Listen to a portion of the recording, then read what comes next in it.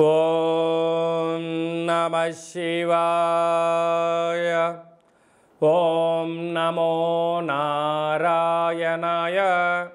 కర్మ నివారణ నరదృష్టి నివారణ తులాభార కాళభైరవాయ నమో నమః.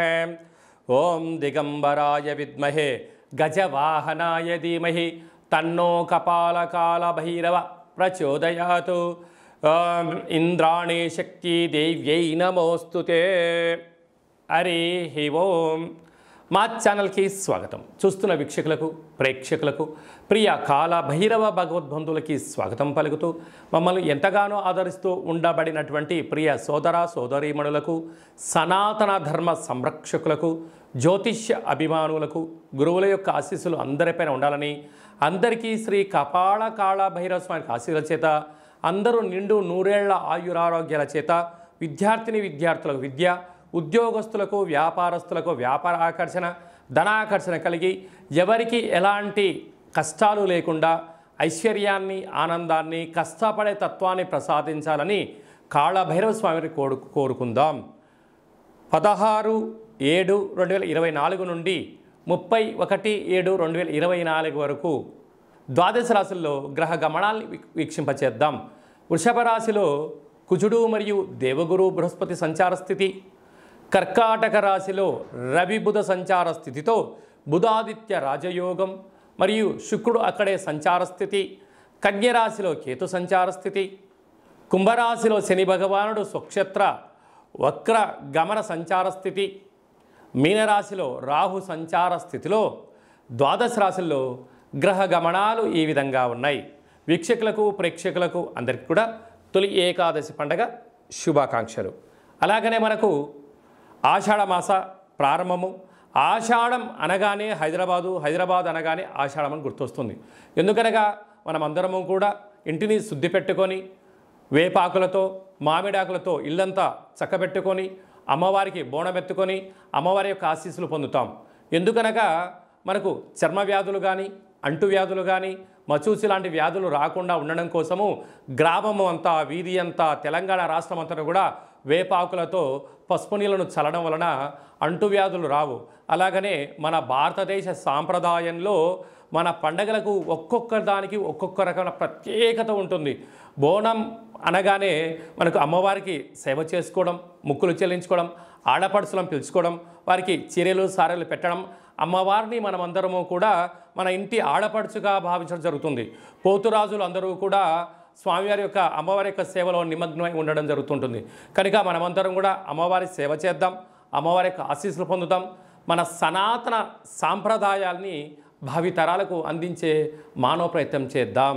అలాగనే దక్షిణాయన ప్రారంభము కనుక మనకు ఉపవాసాలు, యజ్ఞాలు, యాగాలు, క్రతువులు చేసుకునేటువంటి ఆయన కనుక మనమందరము కూడా భక్తితత్వంతో ఉందాం, తల్లిదండ్రులను గౌరవిద్దాం, అమ్మవారి యొక్క ఆశీస్సులు పొందుదాం. ఆషాఢమాస పూర్ణిమ బహుళాష్టమి సందర్భంగా కన్యరాశి వారు ఎలాంటి విధి విధానాలు పాటించడం వలన ఈ కష్టాలకు స్వస్తి పలికి ఐశ్వర్యానికి స్వాగతం ఎలా పలకాలో ఈ వీడియోలో సవివరంగా సంపూర్ణంగా తెలుసుకుందాం.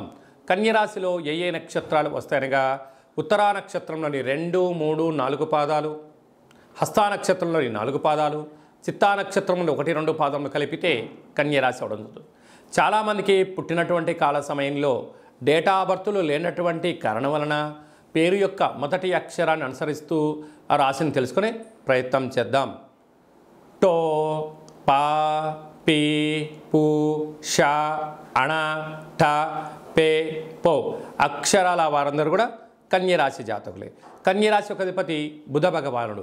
ఈ ఆషాఢమాస పూర్ణిమ సందర్భంగా, అష్టమి సందర్భంగా ఇంట్లో ఒక ఎర్రటి గుమ్మడికాయను సగభాగాన్ని కట్ చేసి కింద ఉప్పును పోసి కూష్మాండ దీపం పెట్టడం వలన, ఈ దీపాన్ని అమ్మవారి దగ్గరికి అఖండ ప్రమిదలాగా తీసుకుని వెళ్ళి అమ్మవారి దగ్గర పెట్టడం వలన ఇంట్లో ఉండబడినటువంటి నరదృష్టి, శత్రు ప్రభావాలు, తాంత్రిక ప్రయోగాలు, మీకు గతంలో రావాల్సిన డబ్బులు రావడం, ఉన్నతమైన బంగారు భవిష్యత్తు జీవితం స్వాగతం పలకడానికి ఈ అఖండ కూష్మాండ దీపం ఎంతో ఉపయోగపడుతుందని చెప్పి గమనించాలి. అదేవిధంగా రాశిలోనే కేతు భగవానుడు ఉండడం వలన ఈ యొక్క కన్యరాశి జాతకులు రాశాధిపతి బుధుడు అవ్వడం వలన అన్నీ మాకు తెలుసు అనుకుంటూ ఉంటారు. కానీ తీరా సమయానికి వచ్చే లోపల సైలెంట్ అవ్వడం, మాట్లాడే అవకాశం లేనప్పుడు మాట్లాడలేదు అంటారు. అలా స్టేజ్ పైన అవకాశం ఇస్తే ఏం మాట్లాడాలో ప్రిపేర్ అవ్వకుండా వెళ్ళడం వలన నేను మాట్లాడాలా అని చెప్పి బంగారు భవిష్యత్తు యొక్క ఆ స్పీచ్ని పోగొట్టుకునే అవకాశాలు ఉన్నాయి. కనుక నిత్యము ఎప్పుడు అప్రమత్తతగా ఉండడం, ఏ పని చెయ్యాలి ఏ పని చేయకూడదు దాని యొక్క నిబద్ధత ట్రైనింగ్ శిక్షణ మీరు పొందగలిగితే మీకు మంచి కాలము అని చెప్పి గమనించాలి. 6వ స్థానంలో శని సంచార స్థితి ఉండడం వలన మీ జన్మ నక్షత్రం రోజున పూర్ణిమ అష్టమి తిథి అందున దయచేసి వివాదాలకు దూరంగా ఉండండి. గొడవలు పడొద్దు, అప్పులు ఇవ్వద్దు, అప్పులు తెచ్చుకోవద్దు, గొప్పలకు వెళ్ళి మీ స్థిరచరాస్తులను తాకట్టు పెట్టడమని మధ్యవర్తిత్వ కార్యక్రమం చేశారా సర్వము కోల్పోయే పరిస్థితి చాలా అధికంగా ఉంది. కారణం ఏమిటయ్యా అనగా శని భగవానుడు కుంభరాశిలో వక్రగతి సంచారం చేయనప్పుడు రుణ సమస్యలు, రోగ సమస్యలు, శత్రు సమస్యలు పొంచి ఉన్నాయి. తస్మాత్ జాగ్రత్త. 7వ స్థానంలో రాహు సంచార స్థితి ఉండడం వలన ప్రేమికుల మధ్య అన్యోన్యత, అన్నదమ్ములతో ఆప్యాయత, మానవ సంబంధాన్ని మానవ సంబంధంగానే చూడండి, ఆర్థిక సంబంధాలుగా మీరు పెట్టుకోవద్దు. పెట్టుకున్నారా మీకు తెలియకుండానే మీ యొక్క స్థిరాస్తులు చరాస్తులు వ్రాయించుకోవడం, మిమ్మల్ని అప్పుల పాలు చేయడం, మిమ్మల్ని అధోగతి చేయడానికి అనేక మంది ఎదురు చూస్తున్నారు. మీరు ఎవరైతే బాగా నమ్ముతున్నారో, మీ యొక్క రూపాయి ఎవరైతే బాగా తిన్నారో, మీ యొక్క సహాయం ఎవరైతే పొందారో వారే మిమ్మల్ని వెన్నుపోటు పడడానికి సిద్ధంగా ఉన్నారు అని చెప్పి కన్యరాశి జాతకులు బాగా గుర్తుపెట్టుకోవాల్సిన అంశం అని చెప్పి బాగా గుర్తుపెట్టుకోవాలి.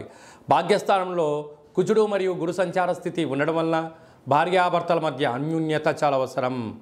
పెట్టుబడిదారులకు కానీ జాయింట్ వ్యాపారాలు చేసేటువంటి వారందరికీ కూడా ఓపిక చాలా అవసరం.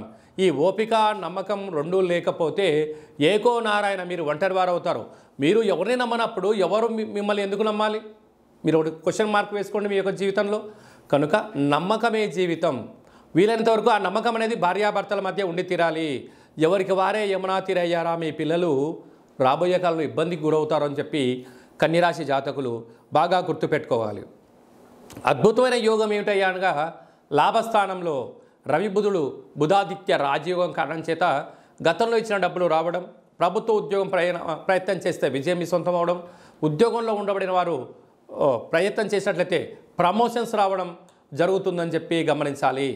అక్కడే శుక్రుడు కూడా కలిసి ఉన్నాడు. నూతనమైన వాహనాలు, బంగారు ఆభరణాలు, వస్తువులు, విలాసవంతమైన జీవితానికి స్వాగతం పలికే అవకాశాలు చాలా అధికంగా ఉన్నాయి.